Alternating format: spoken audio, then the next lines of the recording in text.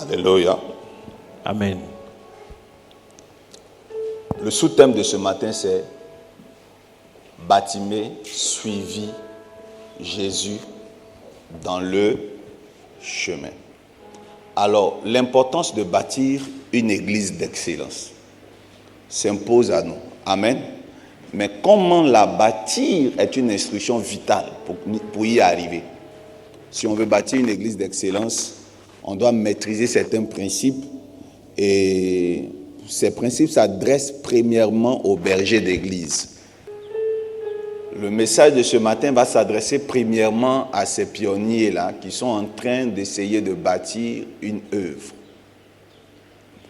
Je veux explicitement parler au peuple de Dieu sur la base d'une expérience et d'un témoignage qui concordent avec la véracité de la parole de Dieu. Mon expérience personnelle me permet de vous parler ce matin avec beaucoup d'assurance.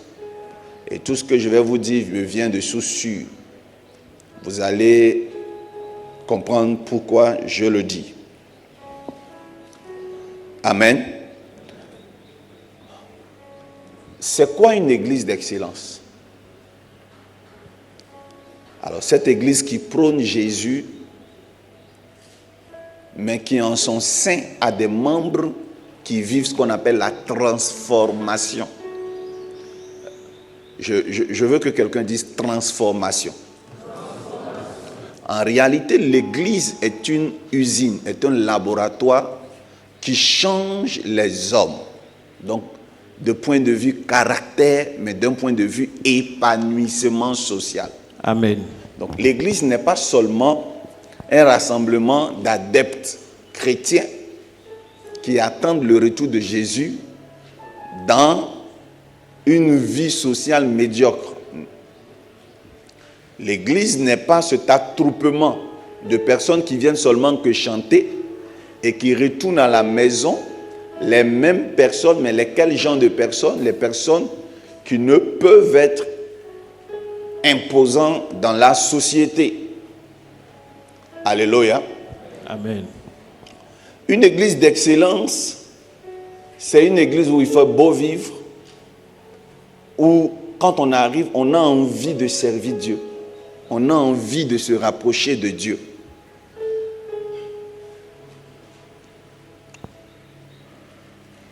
Mais aussi, l'église d'excellence, c'est une église qui s'accroît en nombre. Une église qui s'accroît en nombre, en grand nombre. Le Seigneur Jésus dit que le royaume des cieux est semblable à un homme puissant qui a organisé une fête et qui a invité ses convives à venir manger. Et les serviteurs qu'il a envoyés plus tard dehors pour inviter les gens sont des personnes qu'il avait choisies pour aller recruter le maximum de personnes dans les rues afin que sa maison soit remplie du monde. Jésus-Christ aime que sa maison soit remplie. Quelqu'un me comprend? Amen. J'ai déjà entendu un évangile qui dit là où 2 ou 3 sont assemblés, le Seigneur Jésus est présent. On n'a même pas besoin d'être nombreux. J'ai déjà entendu un évangile qui accepte le fait que l'Église ne croit pas sous ce prétexte qu'on n'a pas besoin du monde. Même si nous sommes 5 personnes et que nous sommes sauvés, c'est le plus important. Il y a une part de vérité à l'intérieur. Mais en réalité, Dieu, quand nous lisons ce texte, nous voyons que le Seigneur montre, s'identifie à cet homme puissant qui dit « Allez dans les rues, au carrefour, invitez le maximum de personnes afin que ma maison soit remplie. » Amen. Donc, pour qu'on parvienne à une église d'excellence, ça va être déterminé par la qualité des personnes qui y sont, d'où elles viennent et qu'est-ce qu'elles sont devenues, mais aussi par le mode de reproduction. Pour terminer, une église puissante est une église d'excellence, une église où, effectivement, le fait que les gens à l'intérieur ont été tellement impactés qu'ils deviennent des portes dans la nation, des modèles dans la nation, des personnes qui peuvent ouvrir la porte aux autres chrétiens. Et je crois que la MRI va y arriver au nom de Jésus. Amen. Alors, à mes fils qui me suivent de partout, Yamsokro, Boaké, Oumé, de partout gagnois. Je veux que vous sachiez une chose, vous qui vous apprêtez à faire asseoir une église. Vous allez comprendre aujourd'hui pourquoi ça ne marche pas et qu'est-ce qu'il faut faire pour que ça marche. Déjà, si vous voulez bâtir une église d'excellence, il faudrait faire attention aux humains. Donc être un spécialiste en ressources humaines. Diriger les hommes, c'est la chose la plus difficile au monde. Demandez à un chef d'entreprise. Amen. Ou demander à une mère au foyer qui a un personnel. Une fille de ménage, une nounou. Ce n'est pas simple que de diriger des personnes dont on n'a pas été à l'origine de leur éducation. Nous recevons dans l'église énormément de personnes et chacun a une éducation, chacun a sa coutume et tout ce brassage-là, l'homme de Dieu doit gérer. Donc un pasteur doit pouvoir être un gestionnaire des ressources humaines. Il faut pouvoir savoir communiquer. Il faut pouvoir savoir rassembler. Ce n'est pas facile d'aider les hommes. Ce matin, ça va aider beaucoup d'hommes de Dieu, ce que je vais dire, mais aider aussi beaucoup de chrétiens. Nous allons commencer par la gestion des ressources humaines. Et je vais dire quelque chose. Il est très facile d'attirer, mais difficile de retenir. Donne-moi comment. Comment? Il est très facile d'attirer. Quand on veut attirer, il y a plus de choses qu'on peut faire pour que les gens viennent. Mais comment conserver? Je vais droit au but. C'est l'endoctrinement, le message.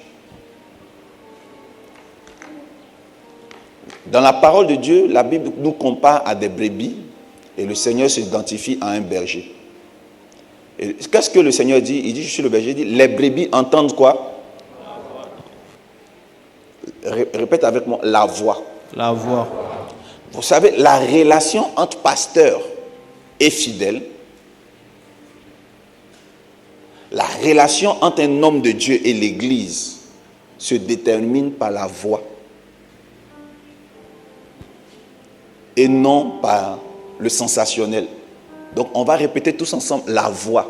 La voix. Homme de Dieu, à un moment donné, faites un bilan. Est-ce que les gens vous suivent? Est-ce que les gens viennent à l'église pour la voix ou pour les miracles? Est-ce qu'ils viennent pour la voix? Est-ce qu'ils viennent pour ce qu'ils entendent ou est-ce qu'ils viennent pour ce qu'ils voient? My God. Est-ce que les chrétiens dans ton église arrivent pour la qualité de ce que tu prêches ou ils viennent pour la qualité du charisme que tu dégages? Maintenant, je mets la deuxième vitesse. On va monter la côte. Amen. Si, à un moment donné, homme de Dieu, tu reconnais en toi que les gens viennent pour ce qu'ils voient, tu es mal barré. L'église est mal partie.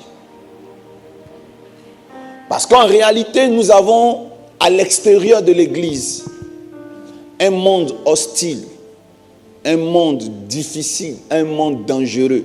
Il y a la souffrance.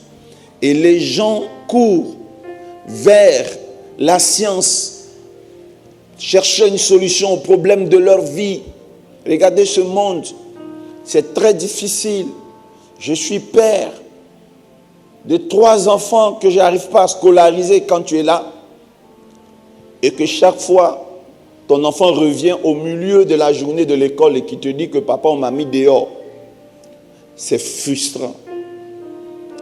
Quand tu es une mère de famille et que monsieur est sorti et que derrière lui, on vient couper l'électricité et que tu dois subir la chaleur avec les enfants et que tu dois appeler ton mari pour dire « Ah tiens chérie, ils ont coupé l'électricité ». et que tu seras obligé d'observer ton mari en train de se débattre pour résoudre ce problème, pendant que toi, femme, tu es impuissante parce que tu ne peux même pas l'aider à résoudre ce problème, tu es frustré. Cette frustration nous pousse à aller communiquer avec le Dieu qui nous a créés. Pourquoi tant de souffrance si nous sommes tes enfants?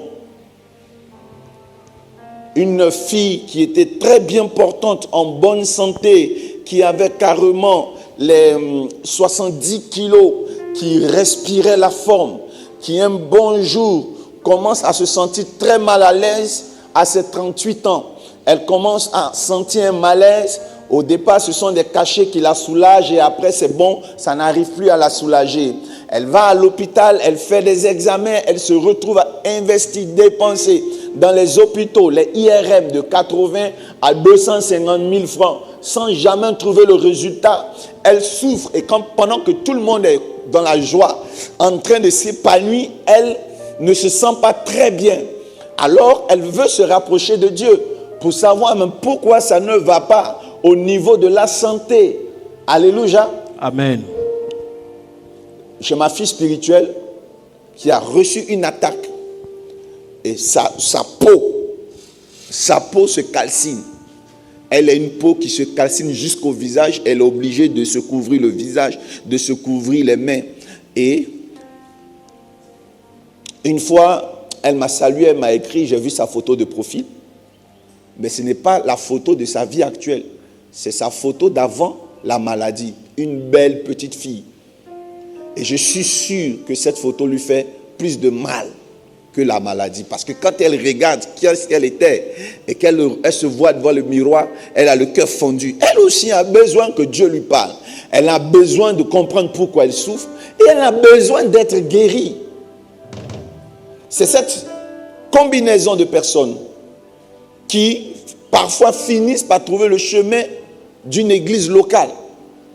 Et quand cette personne arrive, elle est focus sur son problème, focus sur ce qu'elle peut devenir au travers de cet homme de Dieu charismatique. Alléluia. Amen. Maintenant, l'homme de Dieu a pour rôle et objectif d'aider parce qu'il a un don spirituel. Maintenant, il doit commencer à se former, se forger un caractère très charismatique pour pouvoir résoudre le problème des fidèles. Et ça, nous l'avons. La majorité des hommes de Dieu ont un don. Le problème va se situer à quel niveau? Après que les personnes qui souffrent soient venues à l'église pour recevoir un miracle, qu'est-ce que ces personnes deviennent dans le royaume de Dieu? Que deviennent ces personnes dans le royaume de Dieu? Quel est le profit et l'avantage pour le royaume de Dieu? Homme de Dieu, c'est là que vous allez autodiscipliner votre technique de prédication. C'est en ce moment que vous allez trouver les moyens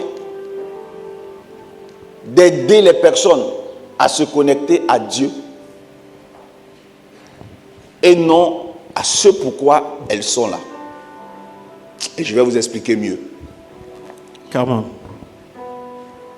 Lorsqu'une personne arrive pour résoudre des problèmes, cette personne est à l'image de Bartimée.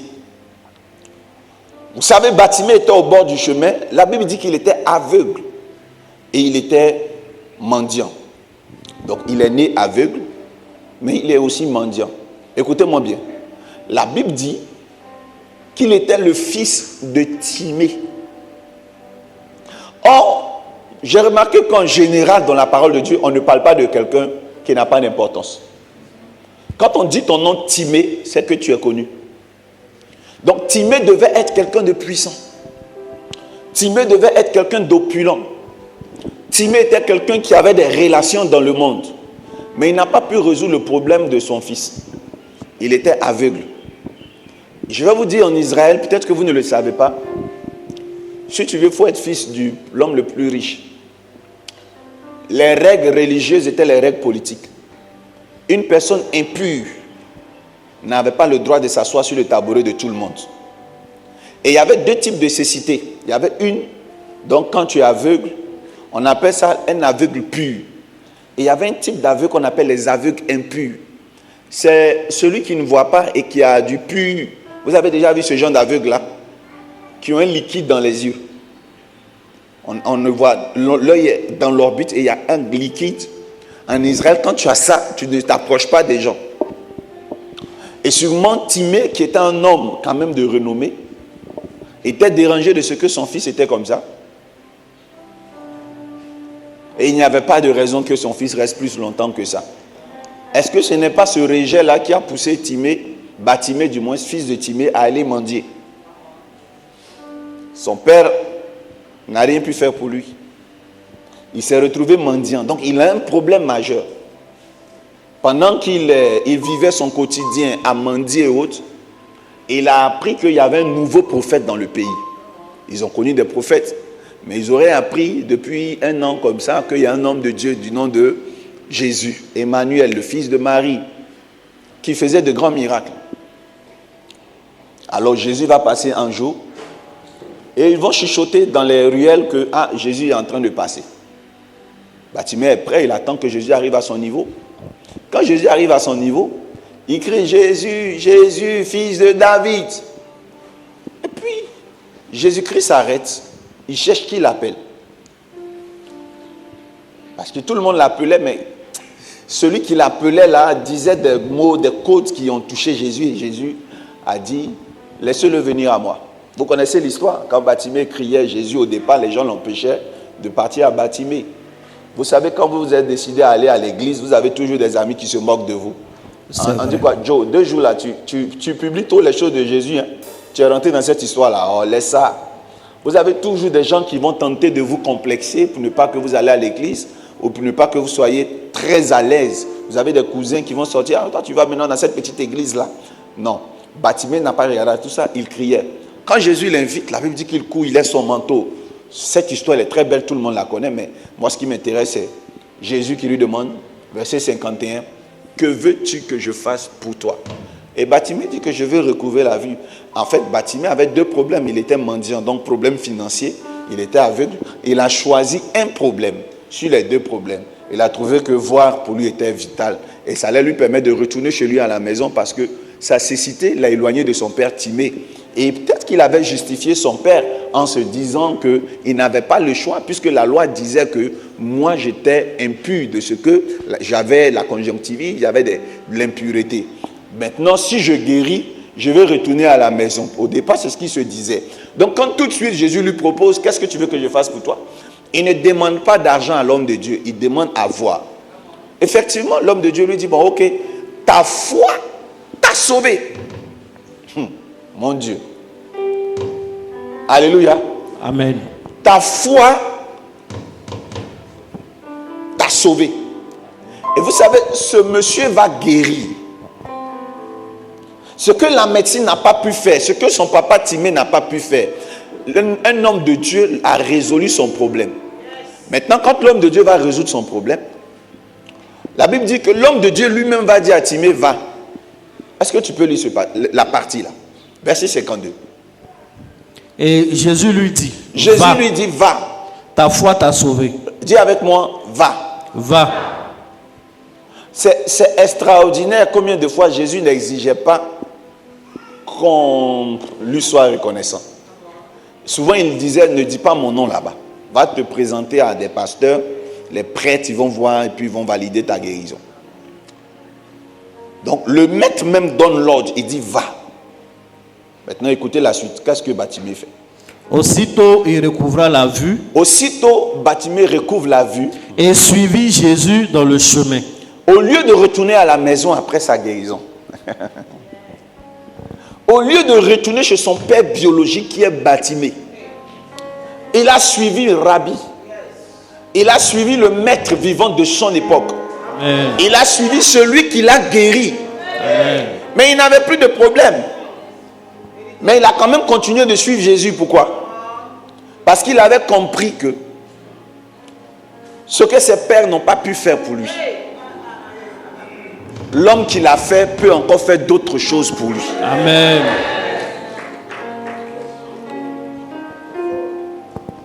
Mais ce texte-là est exceptionnel dans la parole de Dieu, croyez-moi.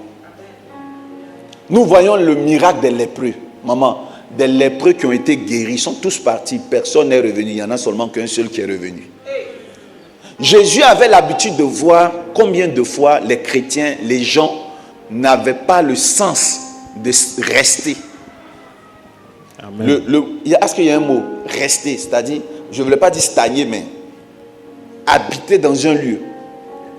Les hommes sont très nomades. Il fait partie des rares cas des chrétiens qui sont restés après un miracle. Amen. Quel miracle Jésus n'avait pas fait?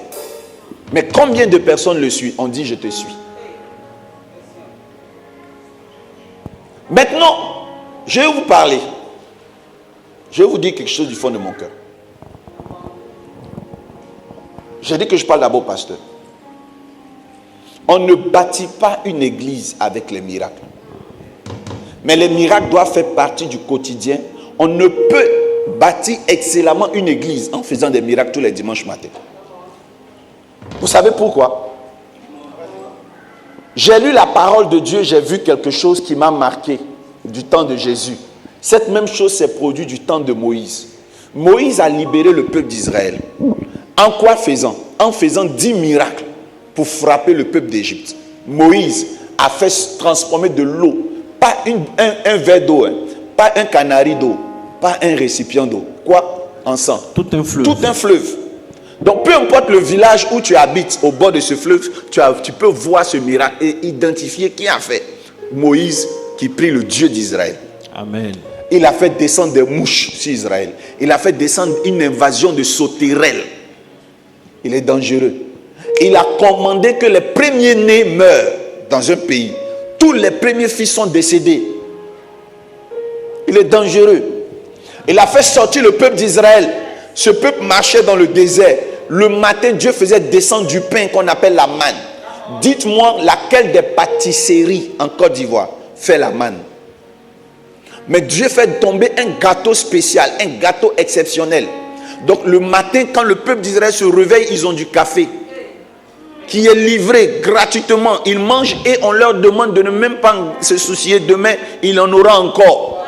Yes. Et ils étaient fatigués de manger le pain. La viennoiserie de Dieu, les croissants, tous ces disent qu'ils sont fatigués. Le Seigneur maintenant fait tomber de la viande, des cailles. En fait, vous recevez les cailles, sont déjà cuits, fumés, assaisonnés. Yes.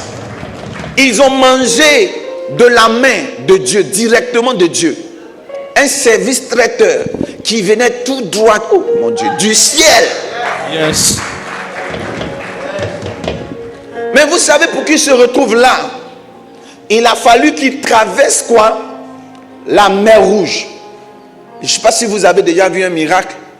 Mais ce miracle-là, je ne sais pas si ça va revenir encore dans ce monde. Où l'eau se divise et la terre sèche arrive. Donc il y a un couloir d'eau là. Un couloir d'eau là. Et le peuple d'Israël marche pour traverser cette portion d'océan pour se retrouver à l'autre extrémité. Ils ont même pu observer qu'au fur et à mesure qu'ils évoluent, l'eau se refermait derrière. L'eau a tué leurs adversaires. Mais qu'est-ce que ce peuple a fait un jour? Ils sont devenus 2 fois plus incrédules. C'est vrai. À l'absence de leur pasteur, qui était parti jeûner, à l'absence de leur pasteur, qui est parti seulement 1 mois et demi d'abord. Je n'ai pas dit 1 an. 1 mois seulement, le pasteur n'était pas là. Ils ont dit, bon, nous on va adorer notre Dieu. Ils ont commencé à collecter tout ce qui était hors sur eux, bijoux des femmes, chaînes aux reins, chaînes aux pieds, chaînes des boucles d'oreilles. Ils ont pris les montres des garçons, tout ça fondu. Et ils ont fabriqué un veau, un bœuf, qu'ils ont mis là sur une pyramide. Et puis ils ont commencé à dire, Yahweh, Adonai, nous te prions. Et puis il y a quelqu'un qui leur disait, Adonai dit, vous êtes bénis. Adonai dit, vous êtes beaux. Ça dit, Amen. Adonai dit, vous sortirez de ce désert. Alléluia. Quel miracle. Israël n'a pas vu.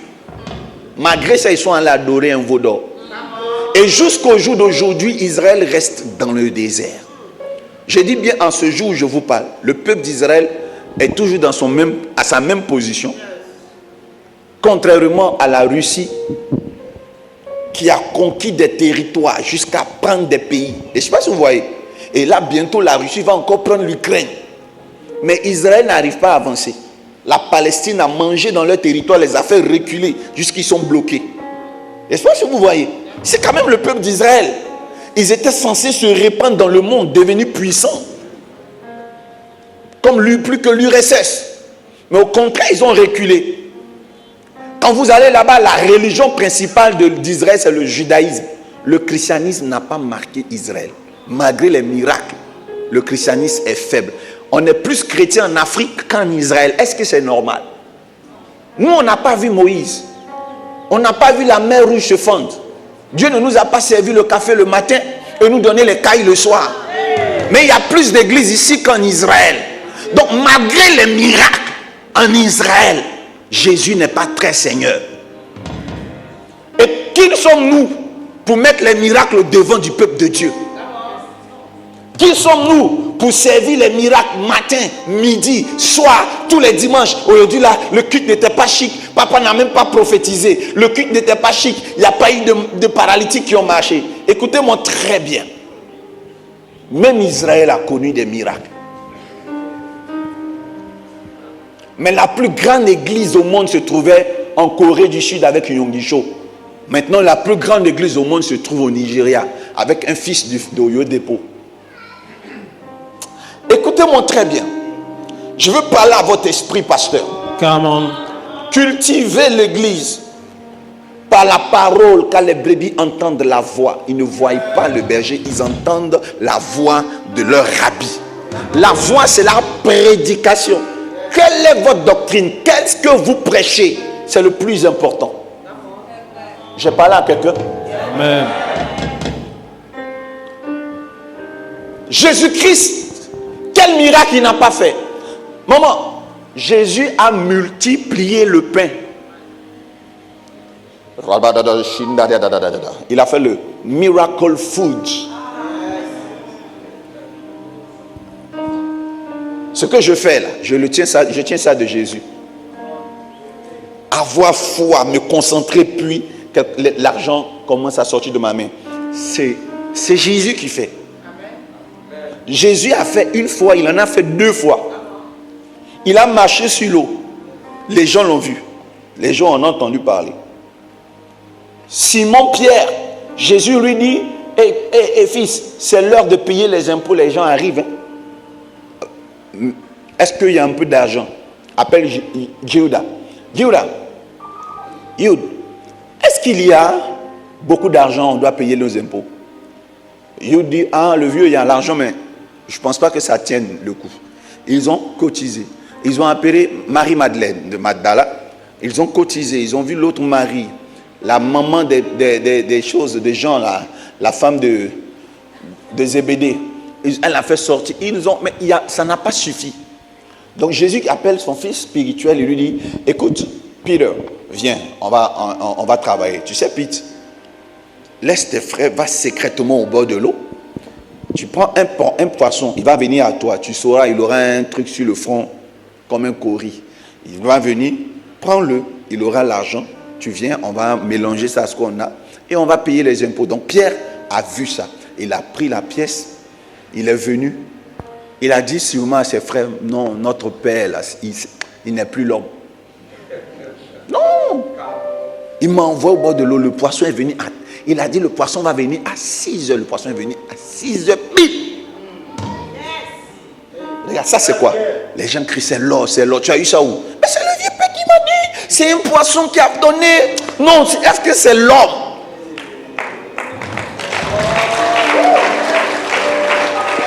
Qu'est-ce que Pierre n'a pas vu?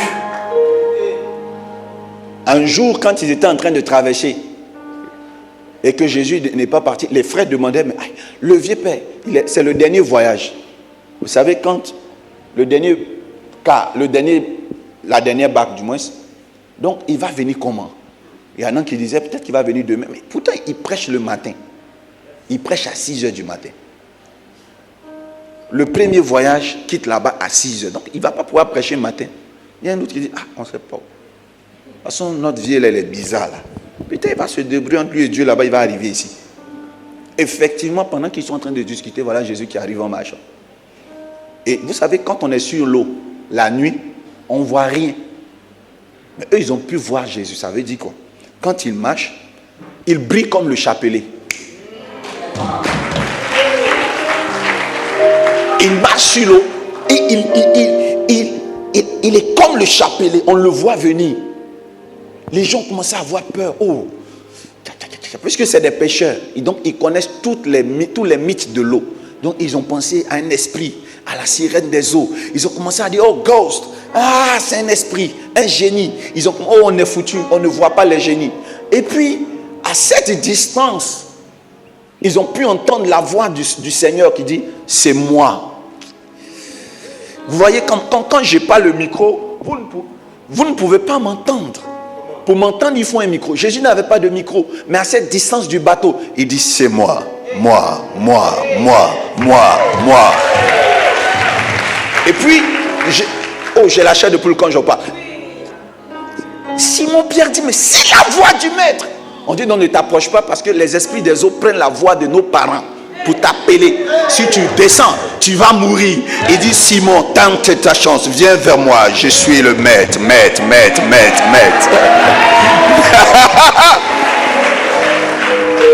Simon veut partir, il dit, hey! On lui dit, non, c'est un génie. Il a quand même mis le premier pied, et il trouve que c'est devenu dur comme du verre. Alors, au lieu qu'il s'enfonce dans l'eau, il est sur une patinoire. Et le voilà maintenant qui patine. Il patine. Il était tellement content. Il a dit, les gars, c'est dur, venez, c'est vraiment le maître. Alléluia. Amen. Qu'est-ce que Pierre n'a pas vu? Mais un soir, un an après, la police arrive. Il y a une convocation. On convoque le maître. On dit, chef d'accusation, il se fait passer pour Dieu.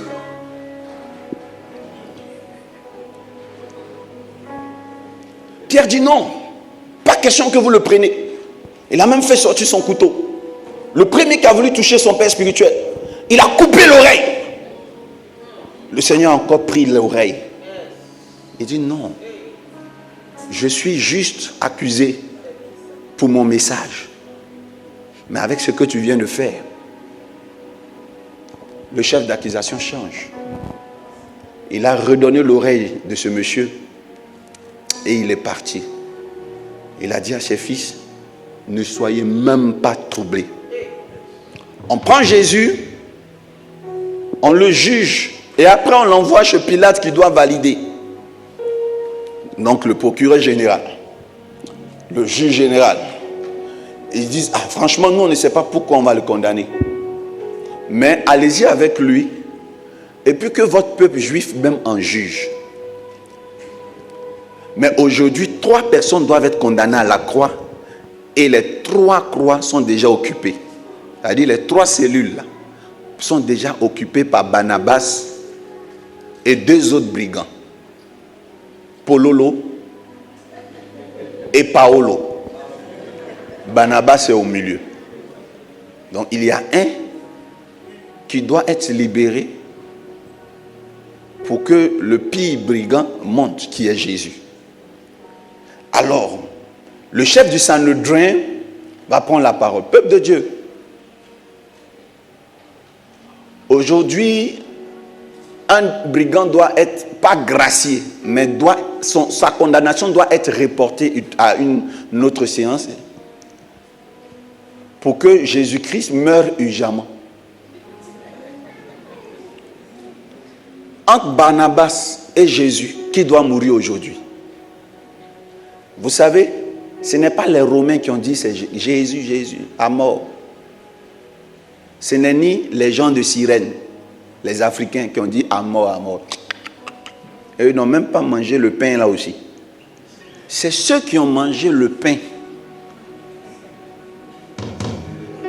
C'est ceux dont la sœur était paralytique, elle a marché. La femme adultère pour qui Jésus s'est livré. Elle-même, ses enfants, ses neveux, son amant. On dit à mort, Jésus à mort. Le peuple devant qui Jésus a fait des miracles. Ce même peuple l'a condamné un soir. J'ai peur des miracles. J'ai peur des miracles. Un jour, mon père m'a dit, regarde devant toi, tous ceux qui sont là, je ne parle pas de vous, c'était à l'époque, ils ne sont pas là pour toi. Ils ne sont même plus là pour Jésus, ils sont là pour les miracles. Personne ne t'aime ici. Le jour où tu vas arrêter de faire les miracles, surtout si c'est ajouté d'une erreur que tu commets, d'un scandale, ils vont tous t'abandonner. Maman, 5000 âmes, 3000 âmes en une soirée qui ont été gagnées, c'est les miracles. Mais quand ils finissent d'être gagnés, qu'est-ce qu'ils sont après? Jésus-Christ a posé des actes qui se sont retournés contre lui. Jean-Baptiste est en prison, son propre cousin qui a prêché pour lui, qui a préparé le chemin pour lui est maintenant en prison. Mais Jean-Baptiste dit, mais mon cousin là, il paraît que c'est le Messie. Donc je ne peux pas mourir en prison. On ne peut pas couper ma tête pendant que moi, mon cousin est le Messie. Il envoie un de ses fils spirituels. Il lui dit, je ne peux pas comprendre. J'ai tellement cru en lui que j'ai même donné l'ordre à mes enfants spirituels, comme Pierre, de suivre Jésus. Mais aujourd'hui, il est en prison, il ne fait rien pour moi.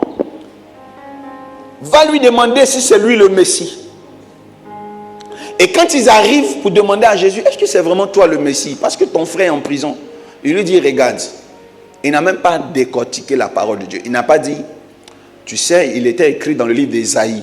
Mais regardez tous les signes. Ésaïe avait dit qu'il allait arriver comme ça. Maintenant, regarde comment je suis né. Il n'a pas fait de description pour rassurer les enfants. Vous savez ce qu'il dit aux enfants? Regardez. Et il a commencé à faire quoi? Des miracles. Et il dit à qui? Au pasteur, allez dire à votre père spirituel ce que vous avez vu. Il ne dit même pas ce que vous avez entendu. Tout était basé sur les miracles. Mais quand Jésus était à la croix, ce qui lui a fait doublement mal, c'est que ceux qui disaient libérez Barnabas, à mort Jésus, libérez Barnabas, à mort Jésus, ont mangé le pain qu'il a multiplié.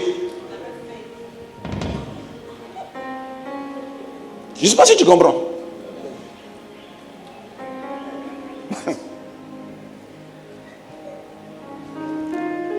Il y avait des soldats qui étaient chômeurs, maman. Les disciples de Jésus ont prié pour ces soldats et pour ces personnes. Ils ont commencé à être d'abord sous-officiers, d'autres sont devenus officiers. Eux aussi, ils étaient dans le chemin de croix, en train de frapper Jésus. Jean a dû demander à un, c'est pas lui qui a prié pour toi, pour que tu deviennes. Non, il a prié pour toi, pour que tu le condamnes, pour que tu le mettes en prison. Voilà comment Jésus avait très mal. Les hommes l'ont abandonné. Chantry Bondo, je t'ai oint. Tu es un homme puissamment utilisé par Dieu. Mais ne faites pas du leitmotiv de ton ministère les miracles. Le miracle que je t'ai donné de pouvoir pratiquer par imposition des mains est un don d'évangélisation. Mais quand les gens viennent, prêchent la doctrine, et que ce soit la doctrine qui éprouve le peuple de Dieu, ceux qui partent ne sont pas pour toi, ceux qui restent sont pour toi. Parce qu'il y a des messages sur terre, et dans le système de l'égrégore, des familles spirituelles, chaque personne correspond à un message. Attends, qui n'a jamais dormi à l'église? Si tu dors beaucoup dans une église, c'est que le message ne te correspond pas. Parce que ce qui te plaît, on ne dort pas dessus. Bon, j'ai jamais vu un homme qui embrasse sa femme et qui a sommeil. Quand c'est doux, on ne dort pas.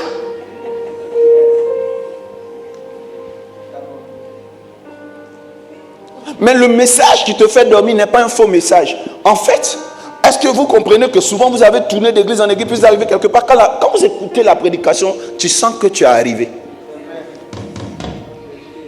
Prophète Brou, le fidèle avec qui vous devez bâtir une église d'excellence, c'est le fidèle qui affectionne ta prédication. Oh. Il faut que vous ayez autour de vous des gens qui affectionnent le style language, le contenu de ce qui est dit les dimanches. Parce que c'est ce qui grandit l'homme. Et puis après, on n'est pas contre le fait qu'il y ait des miracles.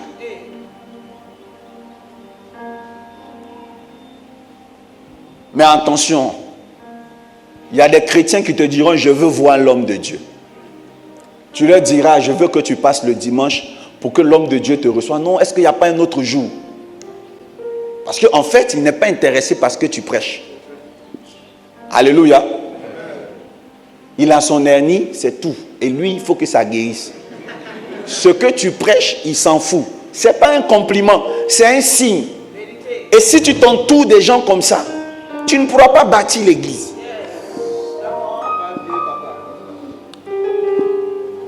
Il y a quelqu'un qui a dit une fois à mon assistant, non, je suis déjà, moi, je suis pas là.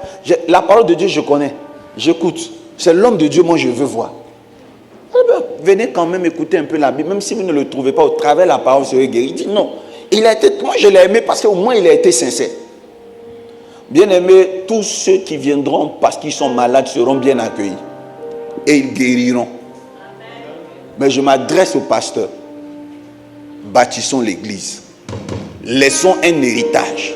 Voici les enfants, la prochaine génération, les prochaines chantres, les Marie Vinciane, les prochains prédicateurs, Ivan, les prochains prédicateurs. Voici un petit Obrou là-bas. Ils sont tous les prochains prédicateurs. C'est eux qu'on doit préparer. Pendant que cette société se meurt, les jeunes deviennent de plus en plus...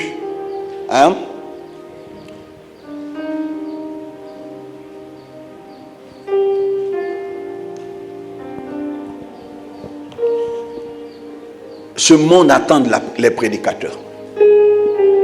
Prophète, la Bible dit après son miracle, il suit Jésus dans le chemin. Amen. C'est très rare. Je vous dis, quand vous rentrez sur mes réseaux sociaux, vous verrez des capsules d'1 minute, 2 minutes, 3 minutes, des miracles. Les miracles qu'il y a eu ici, des gens même en rendent témoignage. Mais la première chose qu'on remarque quand on vient à l'église, on ne voit pas toutes ces personnes. On a l'impression qu'on s'est entendu, c'est des acteurs, ils ont fini et on les a payés et puis ils sont partis. Donc, mes fils, Kabilo, MRI France, Chantry Bondo, MRI Boaké, Josué, Brou, MRI Yamsoukro, Béranger, MRI Oumé. Bon, ça doit vous servir de leçon. Une église est comme une source d'eau, est comme une clinique. Elle a la fonction d'une clinique.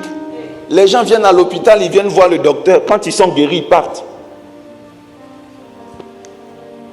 Et c'est fini. Voici Yolande Amon.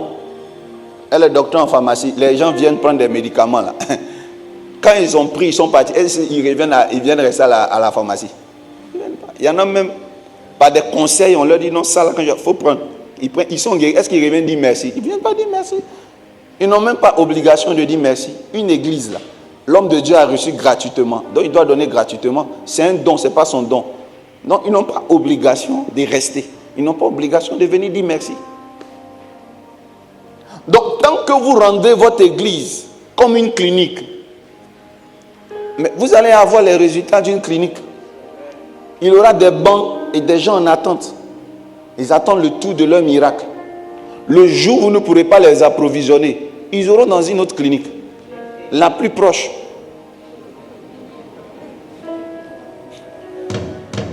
Alléluia. Amen. Ne bâtissons plus l'œuvre de Dieu de cette façon.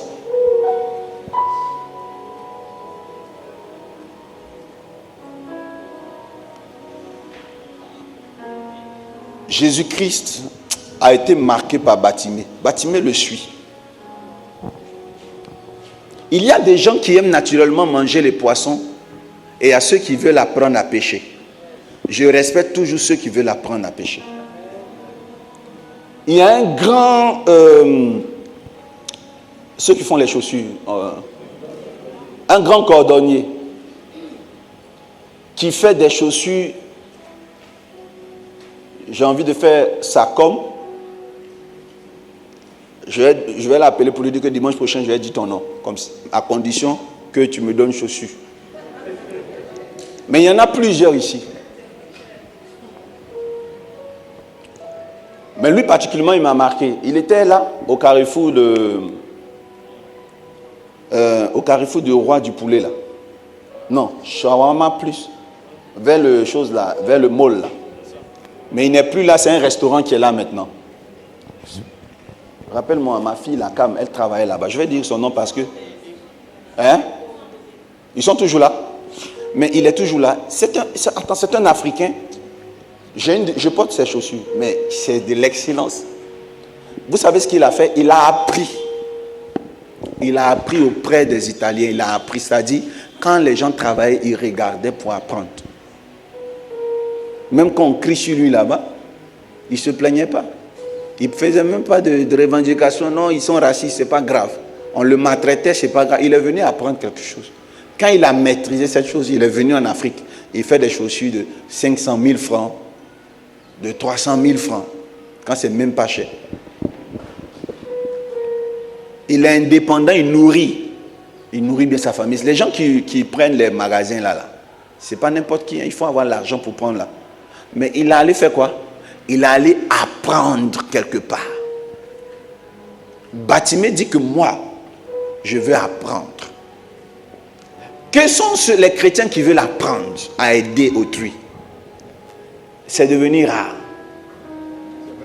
Les gens veulent recevoir tout chaud, bien chaud, une imposition des mains qui les transforme. C'est vrai. Puis, pour être indépendant et libre. Il y en a même qui font la promesse. Homme de Dieu, si vraiment mon problème est résolu, je reste dans ton église. Mais attends, vous croyez que quoi? Amen. Amen.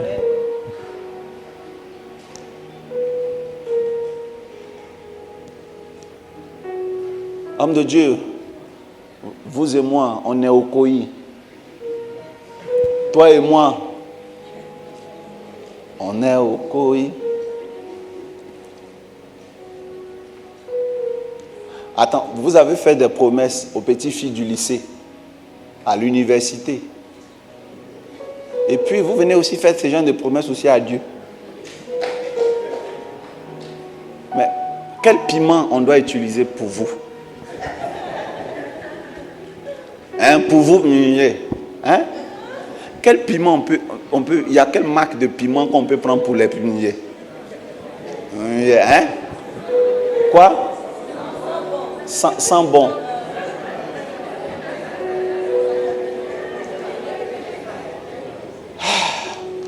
Si tu aimes le message, acclame le Seigneur. Yes.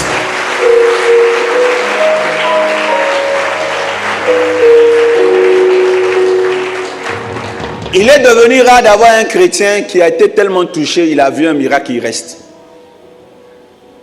Mais la Bible nous dit dans le livre de Psaume que cet enfant de Dieu qui est à l'image de Dieu est comme ce tas planté auprès de quoi? D'un coup d'eau. Il y a eu un aveugle qui était né aveugle, qui a été guéri. Une première fois, quand il a ouvert les yeux, il a vu les hommes comme des arbres. Vous connaissez ce texte biblique? Mais les arbres là marchaient. Quand on dit un arbre planté, en fait c'est une métaphore pour dire une personne qui reste près de son cours d'eau. Tu trouves une eau qui te fait du bien, mais puis tu n'arrives pas à rester. C'est un peu très grave. Alors je vais terminer maintenant avec cette première étape où je disais à mes hommes de Dieu et que je parlais aux hommes de Dieu, même dans le monde, Quand vous êtes dans une église locale, je vais vous donner un signe. Si vous rencontrez si souvent des chrétiens qui viennent aujourd'hui, qui s'absentent, qui viennent aujourd'hui, et que tu leur demandes à chaque fois, il y a quoi? Non, vraiment, j'avais trop de problèmes, trop de soucis. Faites très attention. Ne bâtissez pas le ministère sur ces personnes. Elles sont instables.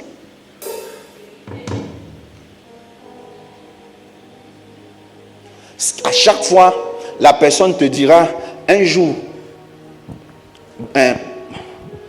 papa, je veux me retirer pour un temps, pour aller réfléchir. Je veux aller, je veux partir. Si ça va, je vais revenir. Vous savez, ce genre de personnes, apportez-leur l'amour, mais ne leur faites pas beaucoup confiance. Les personnes vont un jour vous quitter, tôt ou tard. Mais par contre, il y a des chrétiens. Mais je te voyais avec un monsieur, c'était qui, oui, mon père. Mais je ne le vois pas 2 jours là. Il est décédé il y a 3 semaines. Je ne suis pas au courant. C'est-à-dire que la personne, peu importe son problème, elle vient à l'église. Qui a dit amen bien fort? Mais je ne suis pas au courant. Je n'étais même pas du tout au courant. Et papa, est-ce que tu sais que toute ma cuisine a brûlé jusqu'au salon? Mais là, c'était le mois qui est passé. Mais ma fille, tout ça, je ne suis pas au courant. Mais quand on dit louange, il faut voir. Ils sont danse. Mais elle a des problèmes, elle ne veut pas t'embêter, pasteur. Et quand elle vient, elle regarde à Jésus que tu prêches. Amen. Papa, c'est ton Dieu qui a fait, sinon toute la maison allait brûler. Quand je suis venu, j'ai vu que la cuisine était brûlée, une partie du salon était brûlée. Je dis, merci le Dieu de papa Dolski. Mais ma fille, pourquoi tu ne m'as pas dit? Non, papa, je sais que tu es trop occupé, mes petits frères sont là. Quand ça s'est passé, j'ai appliqué une de tes méthodes. J'ai pris l'eau, j'ai appris ça depuis, on m'a dit ça depuis le travail. J'ai mis de l'eau. Et puis j'ai dit, papa Dolski a dit. Et j'ai versé l'eau là. Et je pense que c'est ça qui a stoppé l'incendie. Amen. Est-ce qu'on peut gagner encore fidèle comme ça? C'est devenu dur. C'est devenu difficile.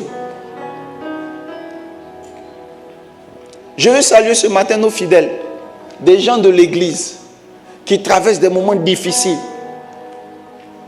mais qui appliquent la parole de Dieu. Amen. Qui ne s'en plaignent pas. Non. On ne peut pas confier les trésors d'une église à une personne instable émotionnellement. À chaque fois, si cette personne doit te faire un chantage, qu'il se peut que je ne vienne pas à l'église ces temps-ci. Pourquoi? Parce que dans ces temps-ci là, c'est bizarre, j'ai salué maman, elle ne m'a pas répondu, j'ai salué papa, il ne m'a pas répondu. C'est grave. C'est grave, vous venez à l'église pour nous.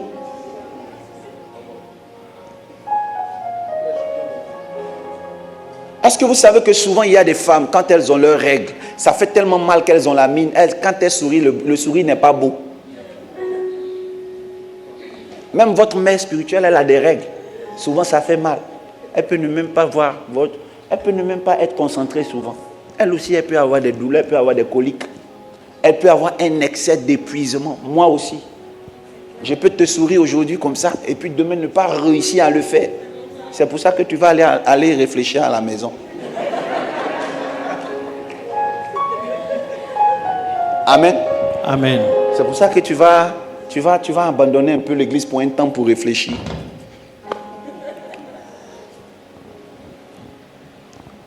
Quand tu as un problème, tu viens expliquer à un homme de Dieu. Tu es là parce que l'homme de Dieu est en train de prier pour toi. Au bout de 3 mois, le problème demeure. On ne te voit plus. Vous savez que c'est Dieu qui fait ça, non? Dieu peut éprouver toi-même tes motivations. C'est vrai.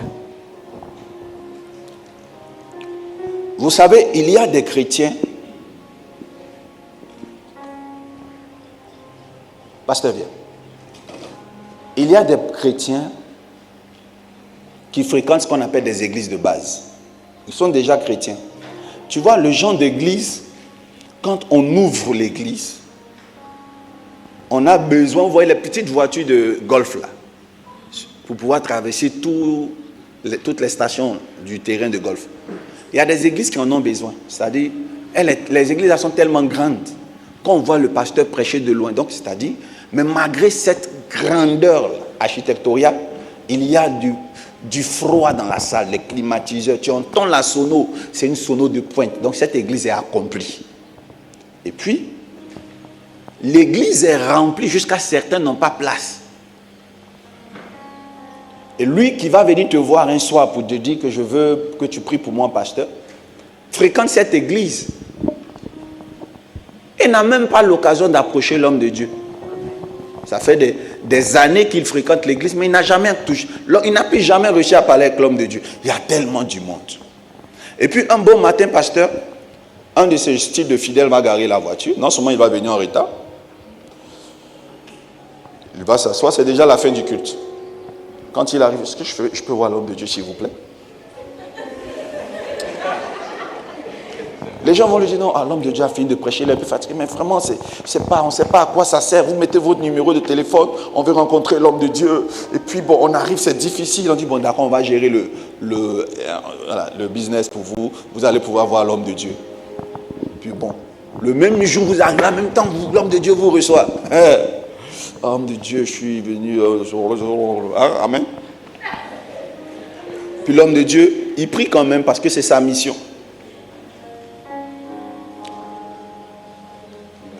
Donc, pasteur, c'est quand il va prier. Quand il a les résultats, il s'en va. Ça fait une place de vide chez nous. Vrai ou faux? Vrai. Mais une place qui n'est pas perdue chez eux. Pasteur, bâtissez l'église. Ayez aussi vos fidèles. Il faut dire Amen.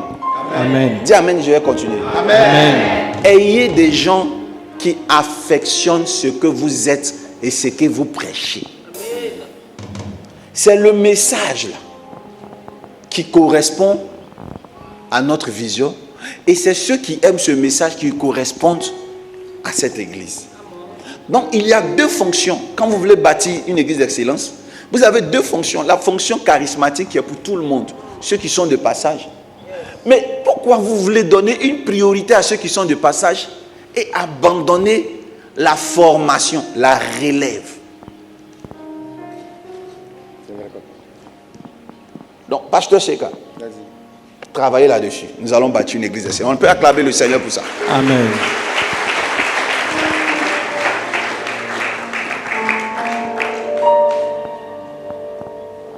C'est tout.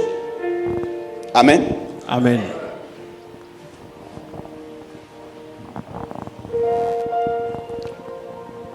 Le dernier virage, c'est en 5 minutes. Je me suis adressé aux hommes de Dieu. Je vais m'adresser au peuple de Dieu. Peuple de Dieu, ayez un père spirituel. Ayez une église. Mais ne mettez pas entre vous et un homme de Dieu une relation de patient à médecin. Come on. Come on. Vous savez, il y a des administrations qui décrochent leur téléphone 24 heures sur 24. Vrai ou faux? Et il y a des administrations, le call center s'arrête à 20 heures. Tant que c'est professionnel, tu appelles selon les horaires de l'administration. Quand vous arrivez dans une église, débrouillez-vous pour ne pas rester patient. Devenez enfant. Le patient doit appeler, mais pas à tout temps. Même un docteur, un médecin, il y a des heures, tu te gênes de l'appeler. Tu ne peux pas appeler un médecin à 23 heures, pendant qu'il n'est pas de service. Donc c'est parfois si le médecin t'a décroché à 23 heures, c'est qu'il te connaît. Il y a une familiarité. Quand vous restez patient, vous n'aurez pas certains privilèges. Je vais vous donner la différence entre deux types de fidèles. Ceux qui dorment sur la cuisse et sur l'épaule du pasteur. La Bible dit, Jean mettait sa tête où ça? Sur la poitrine de Jésus. Et c'est écrit jusqu'au jour d'aujourd'hui. Il était le seul qui assistait à tout le chemin de croix. Il a fait toutes les stations jusqu'à la croix. Pierre n'était pas là. Qui est d'accord? Parce qu'il était privilégié.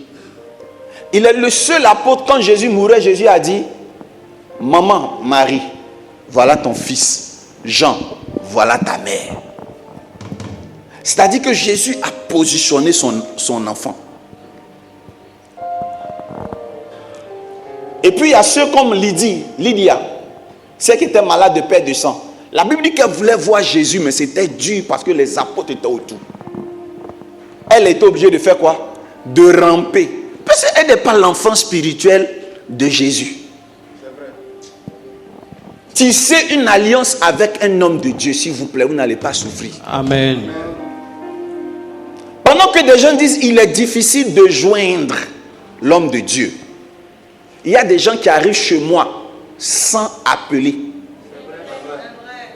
La question qu'un homme, une personne d'une intelligence spirituelle doit avoir, la question qu'elle doit se poser d'ailleurs, c'est comment les autres font pour avoir accès facilement à l'homme de Dieu. Qu'est-ce que ces personnes l'ont fait que nous on n'a pas fait? Mais aujourd'hui je vous donne la réponse. Tant que vous êtes des patients, on va vous traiter comme des patients. Amen. Amen. Un jour il y a une dame qui m'a dit, homme de Dieu, je veux ton numéro direct. Je lui ai dit, maman, il est plus facile de m'avoir par le numéro 4949. Et j'ai déjà ça. J'ai dit, bon, prenez mon numéro direct. Il y a que de gens n'ont pas réussi à me joindre. Parce qu'en fait, mon pouce là, c'est mon pouce. Le téléphone ne peut pas attraper ma main comme ça. Je suis ton numéro privé, décroche tout comme ça. Non, c'est pas possible. Mon téléphone ne peut pas me commander.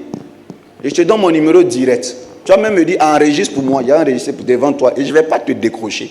Parce que tu es un patient. Moi, je suis un docteur. Tu vas venir, quand j'ai fini de te soigner, tu vas partir.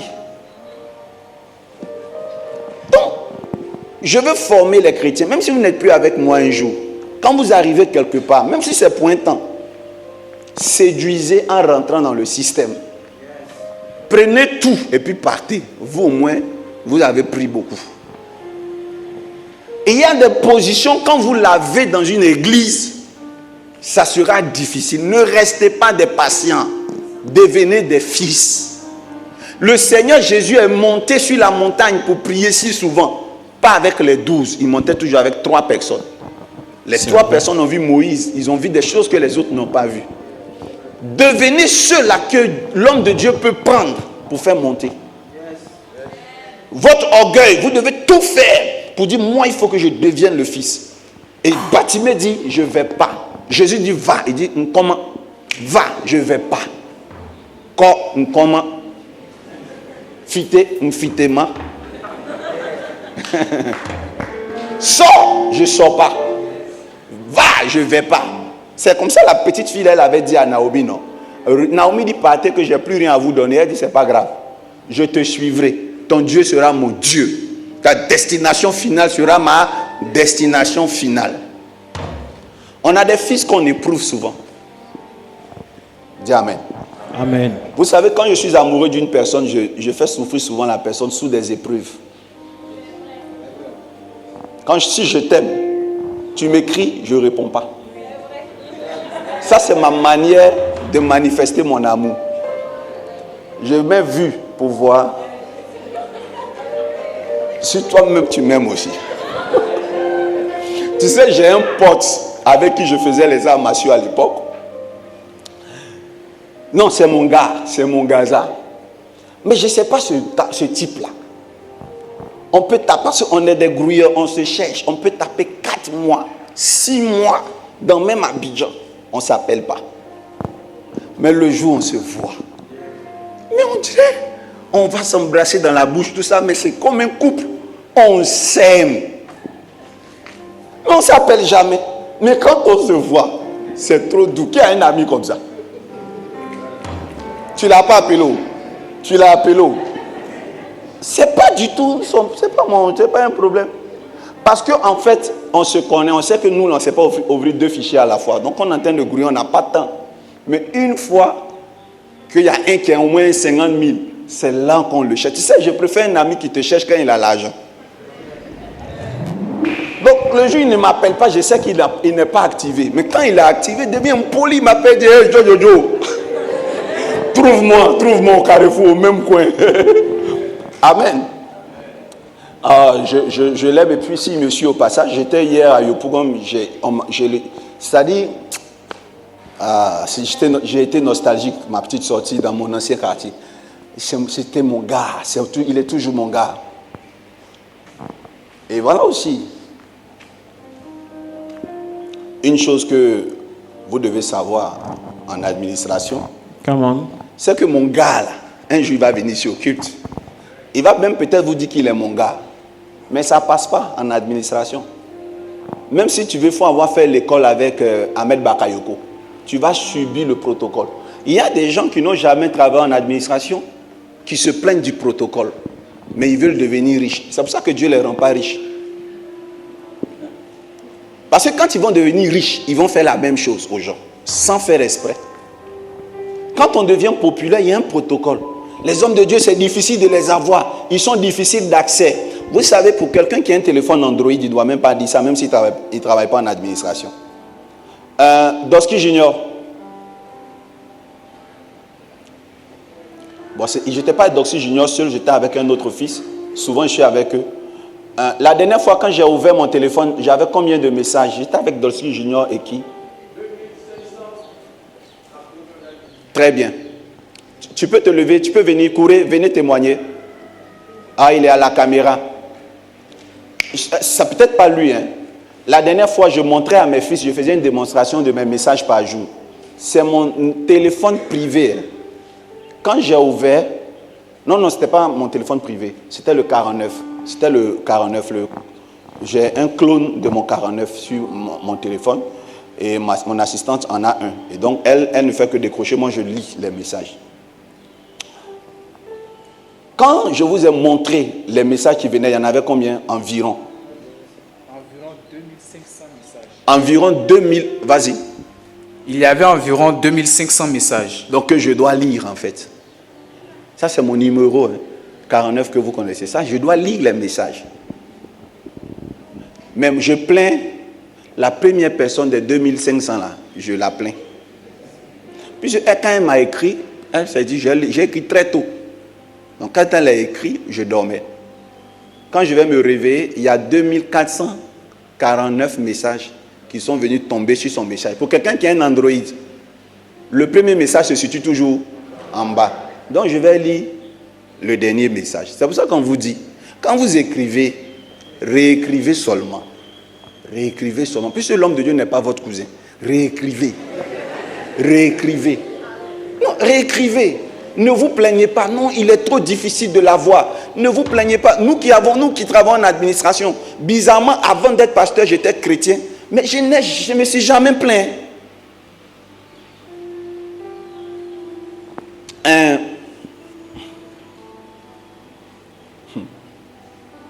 Je reçois la visite d'un ancien ministre qui était député à l'époque, chez moi à la maison. Il arrive et il y a un jeune, donc un de mes fils qui demande sans ouvrir le portail, c'est qui? J'avais rendez-vous avec lui, certes. Et le monsieur, il dit qu'il est venu rencontrer l'homme de Dieu, tout ça, et puis on lui a dit, est-ce que vous avez rendez-vous? Il dit oui. Il dit, mais on n'a pas reçu l'information. Donc, veuillez patienter. Et l'honorable a patienté. Et ils ne m'ont rien dit. C'est-à-dire, aucun de mes fils ne m'a dit, puisque je suis censé me reposer, même pas dérangé. Quand je me suis levé, je leur ai demandé, personne n'est passé ici. Un monsieur, c'est un député. Papa, ça doit être lui qui est dehors, mais on l'a laissé dehors là-bas parce que, bon, comme tu ne nous avais pas laissé d'instruction, j'étais fâché. Je dis, mais vous aussi, les gens viennent, prenez le soin, parce que c'est un député. Prenez le soin de... J'ai commencé à les gronder. On s'excuse, papa. Ils ont fait rentrer le monsieur qui a attendu au préau. Il est rentré. On a discuté. Il a débauché mon fils. Il dit, j'aime ton organisation, mes respects. Je lui ai dit, excusez vraiment mais ils vous ont laissé. Mais quoi? Homme de Dieu. C'est comme ça on garde un homme comme vous. Mais ils ont débauché mon fils, il travaille, il est parti jusqu'au jour d'aujourd'hui, il travaille avec l'homme politique. Il dit, je le veux lui, j'ai trop aimé. il ne se laisse pas influencer. Je lis, il s'est présenté, tout ça, il ne s'est pas laissé influencer. Et le monsieur est venu, il avait des gens aussi. Ça n'a pas influencé, il a laissé dehors. Mais écoutez-moi bien, l'après-midi, j'avais encore rendez-vous avec une dame qui est venue, mais j'ai encore oublié de leur dire. Ils ont laissé la dame dehors. Quand je suis venu, je dis, il n'y a pas une dame qui devait venir. Si, papa, mais bon, comme tu ne nous as rien dit, tu as vu. Je dis, donc vous voulez que je crie encore? Ils font leur travail. Si tu veux, il faut crier. Mais ils font leur travail. Ça s'appelle de l'administration. Que Dieu vous bénisse. Un leader ne doit pas interférer dans la qualité du travail de son administration. Laissez, quand vous faites confiance aux gens, laissez-les travailler. Qui a dit amen bien fort? Amen. Et ça fait plaisir quand tu as un protocole que tu viens dire à ton patron, il est l'heure de partir. Ne dites pas, oh, non, j'ai pas envie de partir. Laissez-les avoir l'autorité juste pour 7 ans. Ils sont gardiens de votre vie. Papa, on va partir. On se lève. Tant que tu ne bouges pas, ils ne bougent pas. Donc tu es étonné qu'il y a quelqu'un qui commande, c'est-à-dire qui commande ton pasteur. Il dit, lève-toi. Mais ce n'est pas qu'il commande, il fait son travail. Ça s'appelle de l'administration. Quelqu'un qui ne connaît pas l'administration va se plaindre. Non, quels sont ces hommes de Dieu difficiles d'accès? Nous, on a grandi à l'église catholique. Quand on finit la messe, on ne va pas comme ça. Mon père, ça va. Mon père, prie pour moi. Prie pour moi. Qui a dit amen bien? Ludovic, il était enfant de cœur, non? Souvent, tu as envie de passer par l'enfant du cœur pour laisser commission auprès. Qui a déjà fait ça? Mais il dit, on ne peut pas lui parler. Que mon père, vraiment, il faut faire un effort. Il y a mon ami là, sa maman veut vous rencontrer. Ils n'ont pas dit, tu ne peux même pas. Tu peux pas pourquoi tu vas lui parler? Qui a dit amen bien fort? Amen. Donc on n'a pas accès, pas comme ça, on se lève. Maintenant, quand lui-même il veut faire le bain de foule, il le fait. Donc ce n'est pas seulement à l'église évangélique, c'est partout. Et même dans la Bible, Jésus-Christ de Nazareth, la Bible dit il était comment? Entouré de ses pasteurs, au point que la femme l'a dit, bon, même si je ne peux pas lui parler parce qu'il y a du monde, je vais ramper. Au Nigeria, quand un homme de Dieu place sa voiture comme ça, les gens vont toucher les pneus. D'autres ils se mettent sur la voiture. On les enlève parce qu'ils ne peuvent pas avoir accès à l'homme de Dieu. Donc ils cherchent quelque chose sur l'homme de Dieu. Alléluia. Amen. Ils cherchent quelque chose sur l'homme de Dieu. Dans mon église, quand j'étais avec ma défunte mère spirituelle, la première, il y avait une dame qui était venue à l'église quand ça allait chez ma vieille. Elle a commencé à être très sollicitée. Elle commençait à être difficile d'accès. Et il y a une dame, bien qu'étant ivoirienne, mais qui a vécu avec les anglophones. Chez maman, on ne rentre pas comme ça. Même moi, j'avais des problèmes pour rentrer. Je suis rentré dans la chambre de ma mère spirituelle une seule fois, jusqu'à ce qu'elle quitte ce monde. Il y a des endroits où on n'entre pas là-bas. Pour arriver chez elle, il faut l'appeler d'abord. Pour arriver chez son enfant spirituel, il faut appeler. Et puis on te dit, viens, puis tu peux rentrer. Voilà. Donc, c'était un peu devenu difficile. Mais il y a une dame là, elle était très très sage. Quand elle vient, elle demande toujours à la porte, maman mange qu'elle rit. Elle cherche les gens qui habitent là. Maman mange qu'elle rit. On lui dit tout. Elle aime quel papier hygiénique, lisse ou bien un peu granulé, tout. On lui dit. Donc elle soulève le paquet. Quand elle arrive comme ça là, elle dit elle est venue déposer. Qu'elle veut juste déposer un peu là-bas. Tu vois. Elle là, à chaque fois qu'elle arrive, le portail est ouvert. Elle traverse le salon, elle rentre dans la cuisine. Non, je sais pas, non, laissez. Si vous voyez maman, tu vois, elle est humble, elle n'a pas envie de voir maman, oh, elle veut voir maman.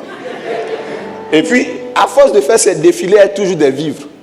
Un jour, elle est venue déposer, oh, maman l'avait vu. Quand elle ressortait, maman a dit, appelez-la moi, elle dit, wouh.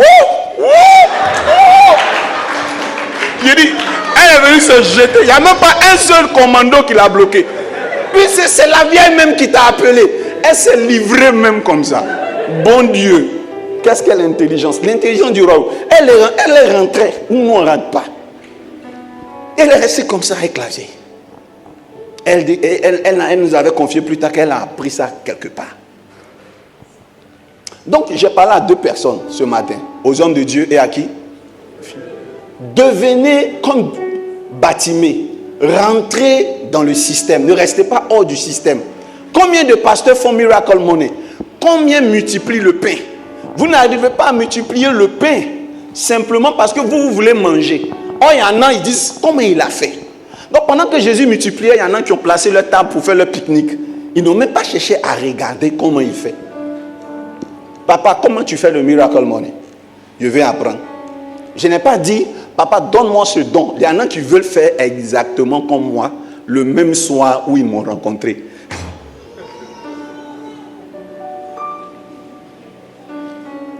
Je vais vous montrer une photo. C'était l'anniversaire de Madame Gras hier. Je vais vous montrer une de ces photos. Quand vous allez la voir, vous allez rire. Fleque, maigre comme ça. Elle est assise comme ça, à côté de moi. Aujourd'hui, on ne peut pas la reconnaître. Il y a longtemps qu'elle est avec moi.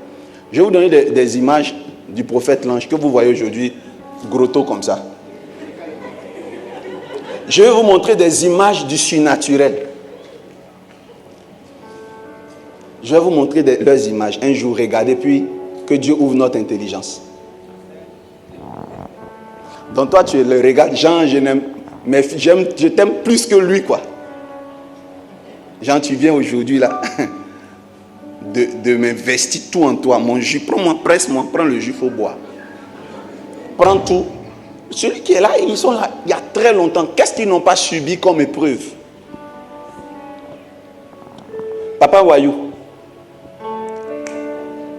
Papa Wayou, mon fils spirituel que vous voyez là. Papa Wayou.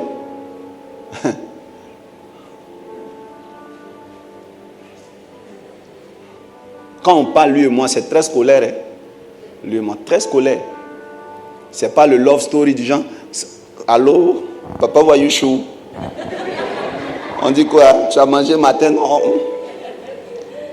Mais papa Wayou ne peut pas faire un voyage sans me demander la permission. Quand il écrit, c'est comme il écrit à son patron.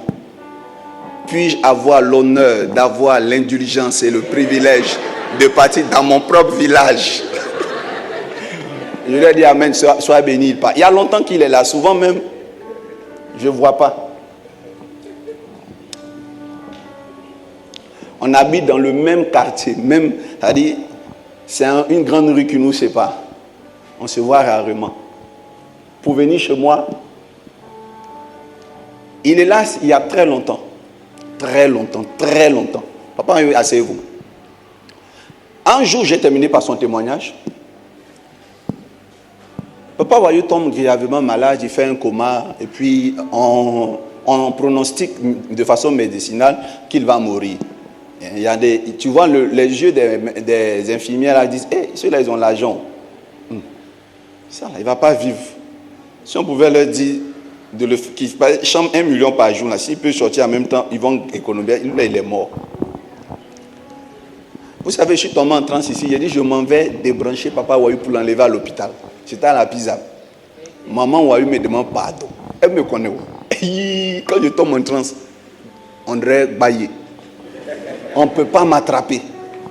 Je dis, je m'en vais. Elle avait peur comme ça. Non, papa, vraiment, ce genre de truc, il faut la permission de nos grands-fils. Et puis, il y a plein d'accords. Tout. J'ai dit, non. Je m'en vais débrancher. Voilà les livres des Nigériens, quand ils écrivent. Je suis allé, j'ai dit, je vais faire ça aussi. Je m'en vais débrancher. Il ne peut pas rester sur les lits. Non. Et puis, il y a quelqu'un qui a dit, un jour dans les rues, c'est aujourd'hui qu'on va voir son daddy mystique là. C'est aujourd'hui qu'on va voir. Écoutez-moi bien. Si vos parents sont malades sur le point de mourir, ne m'appelez même pas pour me dire, papa, c'est aujourd'hui, je vais voir si tu es vraiment mystique. Je n'ai pas d'obligation. Hein. Vous voyez ça en Dieu. Mais pour papa Wayou, j'avais une obligation. Ayez un père spirituel. Je ne sais pas si quelqu'un a compris. Est-ce que quelqu'un a compris? Amen.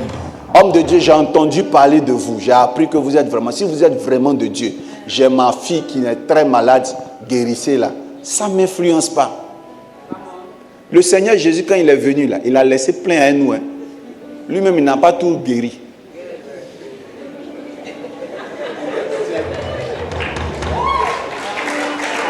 Vrai ou faux? Hein, chérie? Quand il est parti, il en a laissé à Pierre. Pierre aussi a laissé un peu à Paul. Paul, même le vieux père, lui-même, il ne faisait pas ça tous les jours. Il a laissé aussi à nous. Nous aussi, vous croyez qu'on va on va laisser aussi à Doski Junior? Donc, vous croyez qu'on est né pour guérir tous vos maladies? Est-ce que c'est un défi? Il n'y a rien à prouver. Si vous voulez, vous croyez. Si vous voulez, vous ne croyez pas. Mais la Bible dit que Tabitha Dorcas est morte. Le monsieur prêchait à près de 3000 personnes. Il les a tous abandonnés. Il était en train de prêcher, comme je vous parle. Ils sont venus lui dire, Tabitha est décédée. Il dit, hein? Il dit, Dossier Junior, pendant qu'on continue la prédication, il dit, il y a quoi? Il allait ressusciter sa fille. Il a laissé 3000 personnes pour sa fille. Ayez un père spirituel. Amen. Il a abandonné tout le monde. Et il est allé prier pour sa fille. Est-ce que ceux qui sont devant lui là, ce ne sont pas des âmes? Mais une dame qui coule les habits, styliste, modéliste, qui habille son pasteur. Vous savez qu'on est homme de Dieu, pour s'habiller, c'est difficile. Si je commence à porter le même habit pendant un mois, ça va vous déranger, vrai ou faux? Donc c'est dur. Chaque dimanche, on doit avoir un nouveau costume. Si maintenant on a fini toute la galerie de costumes, on commence à faire des combinaisons. Vrai ou faux? C'est-à-dire le haut du dimanche dernier, on met, et puis le pantalon du dimanche récent là, on porte. On dirait varotoscope. Donc trouver une personne qui va te coudre des habits tout le temps, ça a l'air insignifiant pour des gens, mais c'est un grand don que vous faites à l'homme de Dieu, puisqu'il est le miroir de l'église. Bon, la couturière de l'église est décédée, mais elle va ressusciter. Qui va coudre mes habits? Tabitha sont où? Jasso.